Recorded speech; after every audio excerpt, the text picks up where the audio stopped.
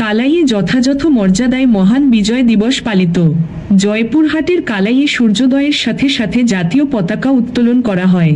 শহীদদের প্রতি গভীর শ্রদ্ধা জানিয়ে কালাই বাসস্ট্যান্ড এলাকায় মুক্তিযুদ্ধ স্মৃতিসৌধে একে একে পুষ্পস্তবক অর্পণের মধ্য দিয়ে দিনটির সূচনা হয়। সোমবার উপজেলা প্রশাসনের আয়োজনে কালাই উপজেলা প্রশাসনিক কর্মকর্তা সাইফুল ইসলামের সঞ্চালনায় কালাই উপজেলা প্রশাসন, কালাই পুলিশ প্রশাসন, প্রেসক্লাব কালাই, কালাই প্রেসক্লাব, জিয়া পরিষদ সহ স্মৃতিসৌধে ফুলেল শ্রদ্ধা নিবেদন করে। পরে সকাল 7:30টায় কালাই মুক্তিযুদ্ধ স্মৃতিসৌধে প্রাঙ্গণে কালাই উপজেলা নির্বাহী অফিসার শামীমা আক্তার জাহান আনুষ্ঠানিকভাবে জাতীয় পতাকা উত্তোলন করেন।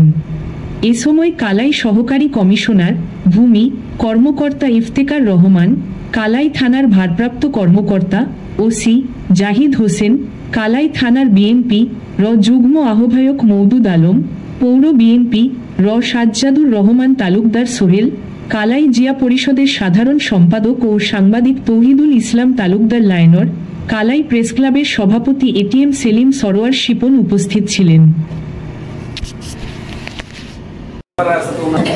আর আমার বাবা এখনো বেঁচে আছেন, বেশ বয়স ওনাদের মতো, ওনাদেরকে দেখলে যে কারণে দেশের জন্য বা আমাদের জন্য